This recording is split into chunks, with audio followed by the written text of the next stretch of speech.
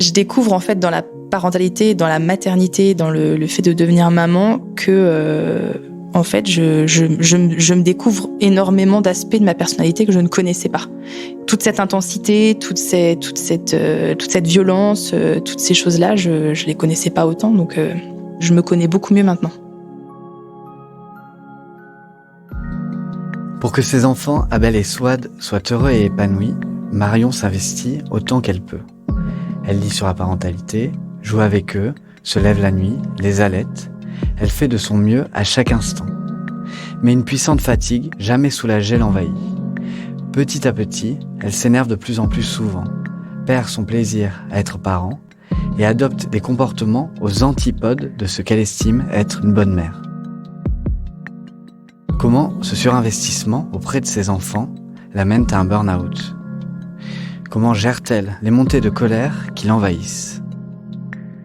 Et comment arrive-t-elle à sortir de cet épuisement dévastateur si fort qu'il remet en cause son plaisir à être mère ? Je suis Antoine Lalanne-Desmé et vous écoutez Parenthèse, le podcast de la Croix-Rouge dédié à des histoires de parentalité.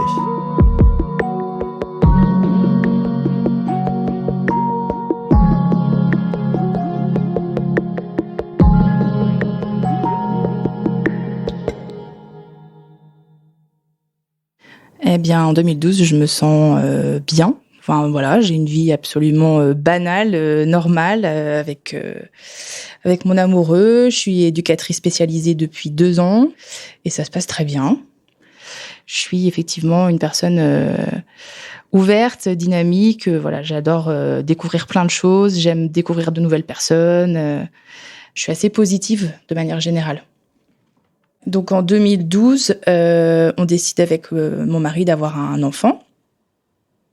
Cette première grossesse s'avère être complexe dans les 3 premiers mois. Je me retrouve dans un état presque dépressif, où j'ai plus envie de grand-chose, où j'ai des nausées à n'en plus finir toute la journée. Je suis triste, j'ai envie de partir, j'ai envie d'arrêter, j'ai envie de tout quitter. C'est un sentiment hyper compliqué parce qu'il y a une grosse culpabilité de ressentir tout ça. Et je me sens mal à ce moment-là. Je me sens mal. Ouais.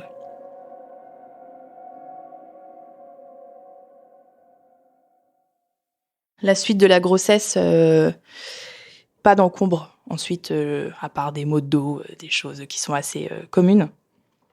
Donc c'est une grande joie quand il est enfin arrivé.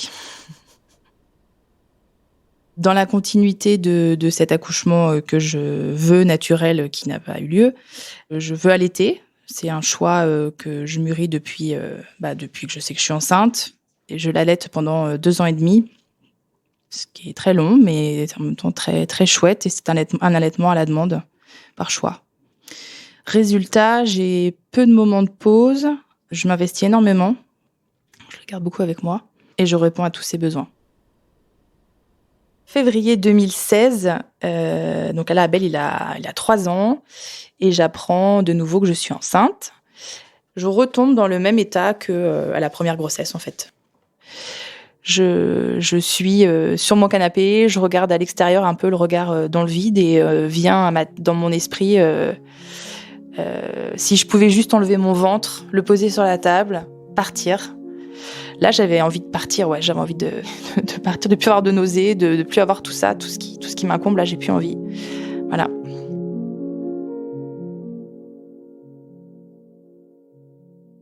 Donc arrive l'accouchement de Souad en novembre 2016. Les premiers jours de Souad, voilà, je vois tout de suite que c'est une petite fille qui a des besoins très intenses, qui a besoin d'être collée à moi. Je l'ai mis au sein aussi à sa naissance. Elle est allaitée très rapidement. Souad, je peux pas vraiment la poser en fait parce que il me semble qu'elle a des remontées acides. Donc du coup, elle est plus à l'aise en étant à la verticale, ce qui fait qu'elle a besoin d'être pas mal portée. Donc je la prends aussi pas mal en écharpe de portage et je fais les 100 pas dans la toute petite chambre que j'ai. Je passe 5 jours à l'hôpital où je gère avec une accumulation de fatigue, je pense, très grande. Il y a beaucoup de choses que je ne peux plus faire avec Abel parce que j'ai Swad qui est beaucoup dans les bras. Je peux pas beaucoup la poser, donc il y a beaucoup de moments que je vivais avec Abel autour du jeu notamment, et puis notamment autour de la musique, parce que ça fait vraiment partie de notre vie. Où par exemple on prenait les instruments, puis on faisait des impros avec des instruments de musique. Voilà, là je peux plus le faire parce qu'en plus les seuls moments où elle dort, je suis avec lui, mais je suis devenue un peu je demande à Abel de pas faire de bruit quoi parce que j'ai trop peur de la réveiller, donc voilà. Et Abel lui vit pas très bien cette arrivée de sa petite sœur qui est très dans beaucoup d'intensité et puis qui prend beaucoup de place, et c'est un petit peu compliqué pour lui. En 2017, Swad a 6 mois. C'est une petite fille qui a des troubles du sommeil, qui se réveille énormément, donc je suis dans une grosse accumulation de fatigue. Et je me rends compte en fait que je m'énerve de plus en plus, que je m'emporte de plus en plus, alors que je suis quelqu'un de vraiment patiente. Et je commence à crier même sur mon fils, ce qui est hyper compliqué pour moi parce que c'est pas du tout dans ma nature et que je ne veux surtout pas ça pour mes enfants. Et même sur Swad, enfin je me mets à crier sur Swad. Et je m'énerve très très très vite. Ça arrive fréquemment en fait que je doive quand même poser Swad sur son tapis, et ça arrive souvent que Abel joue avec elle, et c'est un petit garçon qui à l'arrivée de sa sœur a montré quand même de la brutalité envers elle, et donc voilà, je suis en train de faire à manger et puis j'entends que Swad se met à hurler, et quand j'arrive, je vois Abel qui me regarde avec un air oui, j'ai encore fait une bêtise. Il lui a marché dessus, et donc là je m'emporte parce que c'est compliqué pour moi de me dire que mon fils peut brutaliser sa petite sœur, ou que mon fils peut en vouloir à sa petite sœur. Je lui explique, mais c'est vrai que j'ai tendance à expliquer beaucoup à mes enfants, mais là je m'emporte. Je monte très vite au créneau, alors que d'habitude, voilà, avant l'arrivée de Swad, Abel, je lui parlais normalement. Je dis pas que je sais jamais le ton, parce que des fois je sais le ton, c'est pas ça, mais là je sens en moi une forme de violence qui monte, quoi, et que j'arrive pas à retenir. C'est pas du tout dans ma personnalité. Enfin, même au travail, par exemple, c'est hyper rare que je crie. Si je crie, c'est que vraiment je suis dépassée. Donc voilà, Abel, j'ai rarement crié quand il était tout seul. Et ouais, ça m'étonne vraiment de moi, quoi. Et c'est hyper difficile à vivre de se découvrir de la violence qui est là, sûrement, depuis un moment, ou qui arrive avec, je pense, beaucoup de fatigue. Je suis hyper étonnée de moi-même. Je rentre moi-même dans un cercle vicieux où je ne sais pas comment m'arrêter, j'arrive même pas à me contrôler, quoi. Je m'en veux parce que j'ai pas du tout envie d'être une maman qui hurle sur ses enfants. Là, j'ai de nouveau envie de fuir, j'ai de nouveau envie de partir. J'ai encore envie de tout plaquer, je sais pas, faire le tour du monde alors que j'ai pas vraiment voyagé. Enfin, c'est pas vraiment ça, c'est vraiment même partir au bout du jardin, mais mais j'ai envie de partir. Me retrouver toute seule avec mes 2 enfants, c'est compliqué pour moi, comme si j'étais un peu perdue. Je pense que ce qui est compliqué dans le fait de rester seule avec les 2 enfants, c'est que j'ai peur de moi, en fait. J'ai peur de pas y arriver, j'ai peur d'exploser, j'ai peur d'être mauvaise avec mes enfants, j'ai peur de pas réussir à coucher Swad parce que je sais que c'est toujours compliqué, j'ai peur de pas avoir l'énergie pour y arriver parce que je suis extrêmement fatiguée. Je pense que j'arrive à un point où moi j'ai jamais connu ça, en plus d'être fatiguée autant, je ne connaissais pas ça. Et voilà, je pense que la fatigue et puis cet énervement, ça me fait peur, en fait. Et en fait, j'ai tellement peu de pauses que ça s'arrête pas, en fait.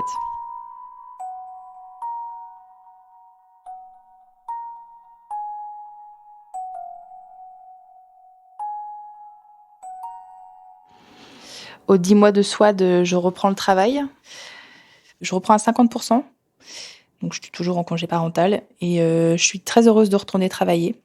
Je reprends le travail avec une soirée en internat qui me fait du bien, en fait, qui me permet de pas être dans mon quotidien à la maison, et je n'ai pas à gérer la nourriture, le bain, le soir, le coucher, qui sont des moments que j'appréhende beaucoup.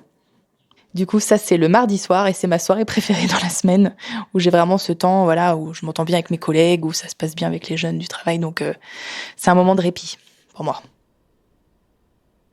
Dans le même moment, en fait, on décide de consulter une psychologue pour Abel.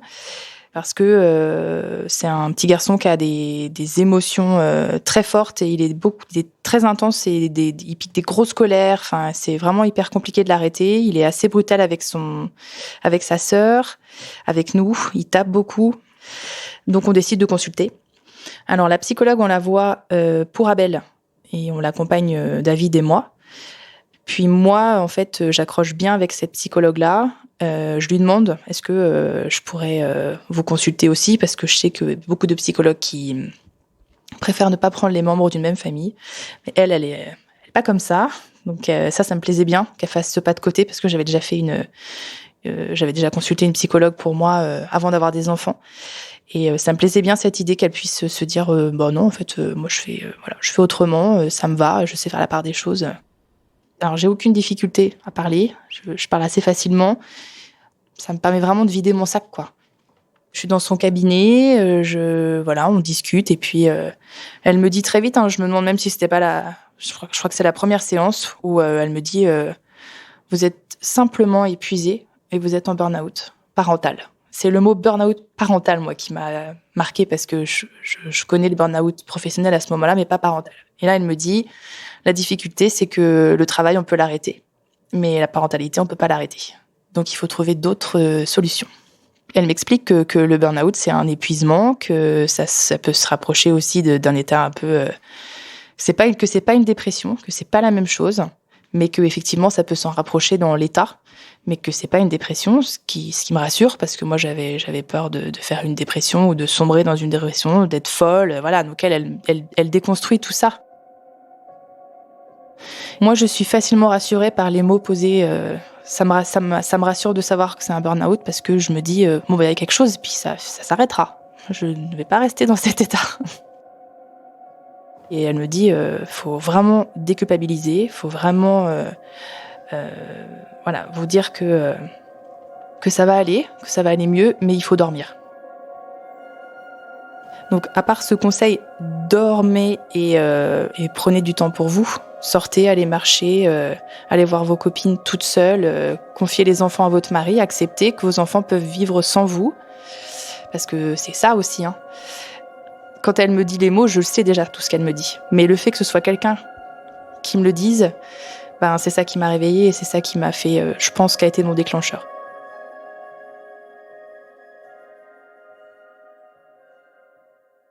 À ce moment-là, c'est vrai que je suis assez proche d'une copine. On a la même manière d'élever nos enfants. On est toutes les deux, on s'impose beaucoup de choses. Je pense, on est dans un maternage proximal, comme ça s'appelle. Et on se voit pas mal l'une chez l'autre. Je vais chez elle avec les enfants, elle vient chez moi avec les enfants, et je vais beaucoup chez elle. J'ai vraiment beaucoup besoin de bouger. Donc c'est vrai que je crois que je vais beaucoup plus chez elle. Je lui dis que c'est dur, elle le partage, elle le vit également. Ça me fait un grand bien de pouvoir se confier, de parler, et puis de se sentir entendue aussi, et comprise.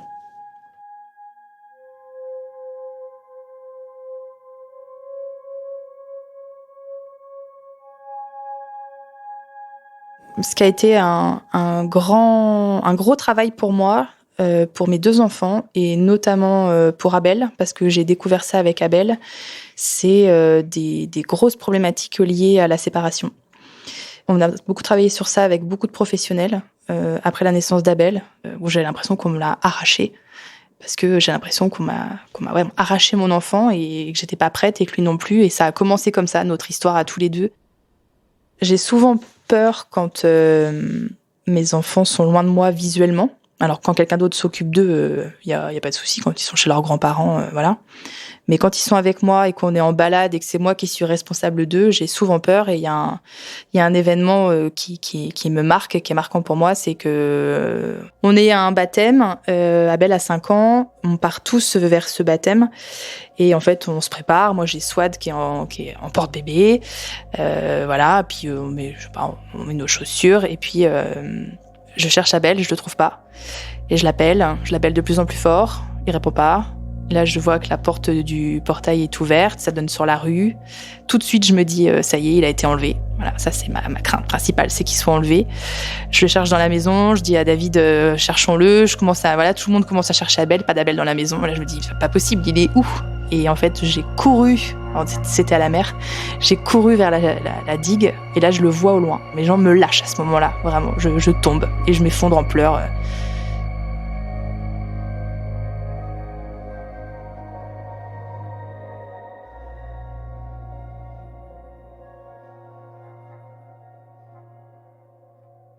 Il est parti en fait avec un autre adulte, vu qu'on allait partir. En fait, il est parti avec un de mes copains, en qui j'ai toute confiance d'ailleurs. Et puis voilà, rien de méchant. Moi, je le vis vraiment comme un déchirement où j'ai l'impression qu'il lui est arrivé le pire, quoi. Je crois que c'est le début de ma sortie du burn-out. Ça met du temps après.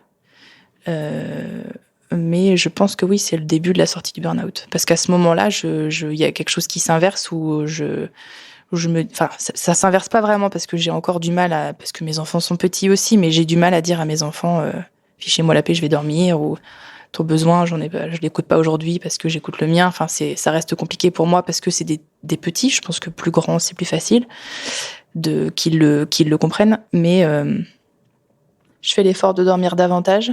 Je me couche plus tôt. En même temps que je reprends le travail, soit gardé par une nourrice. Et je décide, ou la psychologue me conseille peut-être, de prendre une demi-journée pour moi. Et je rentre du travail, je fais la sieste, je me force à faire la sieste. Et ça marche petit à petit, je retrouve de l'énergie, quoi. Quand Swad a environ 2 ans, c'est vrai que je rentre dans une période de mieux-être et je suis heureuse d'être avec eux. Je découvre aussi ce que c'est. Enfin, je me retrouve un peu comme quand j'avais Abel tout seul, où je passais des moments agréables avec lui. Voilà, il a fallu 2 années pour que j'apprécie d'être avec mes 2 enfants et que je reprenne de la force, en fait. Alors aujourd'hui, Swad a 4 ans et demi et Abel 8 ans. Il y a pas mal de choses qui ont bougé, mais il y a aussi pas mal de choses qui sont restées.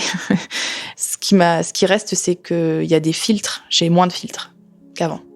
Mais je suis aussi une maman qui fait peut-être un peu plus attention à mes besoins à moi et à mon rythme à moi. J'accepte aujourd'hui que j'étais comme ça, que j'ai fait comme j'ai pu, en fait. Je culpabilise beaucoup moins. Et oui, ils arrivent plus facilement aussi à me laisser des temps de pause. Ça arrive. Des fois, ils sont pas disposés, mais comme tout enfant. Exemple, ce matin, j'avais envie de ranger ma maison, donc là, forcément, les enfants me sollicitent. Mais je suis pas disponible pour eux, en fait. J'étais pas disponible pour ça, et je leur explique, et je leur ai dit pourquoi. Mais voilà, et donc j'ai laissé passer beaucoup trop d'étapes avant de dire stop, arrêtez. Enfin, je l'ai dit plusieurs fois, mais ils n'ont pas écouté. Et à un moment donné, au moment de manger, ça a débordé, et j'ai crié. Et après que j'ai crié, après je culpabilise. Et après je leur dis je suis désolée et je vous explique pourquoi j'ai crié. Que en fait ça monte en moi un peu comme une cocotte minute, comme si ça se remplissait.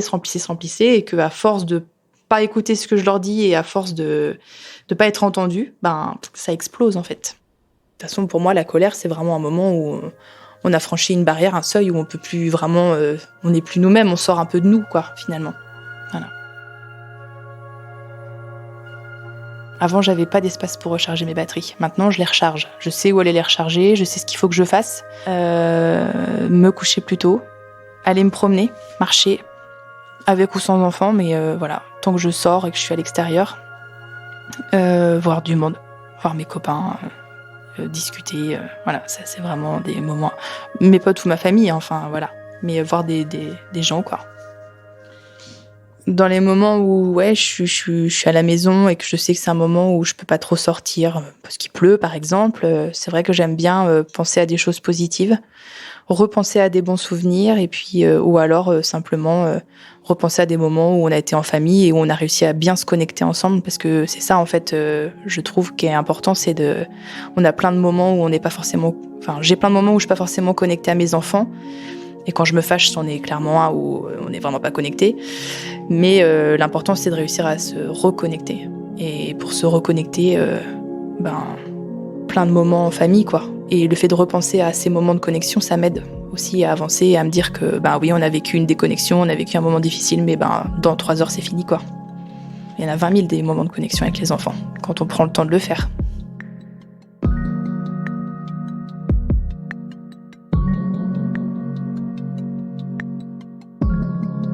Vous venez d'entendre Marion nous raconter son burn-out parental à mon micro. Mathieu Gagné a fait le montage, la réalisation et le mix de cet épisode. La musique a été composée par Jean Thévenin. Parenthèse est un podcast proposé par la Croix-Rouge et produit par Louis Créative, l'agence de contenu audio de Louis Média. À très vite pour de nouvelles histoires.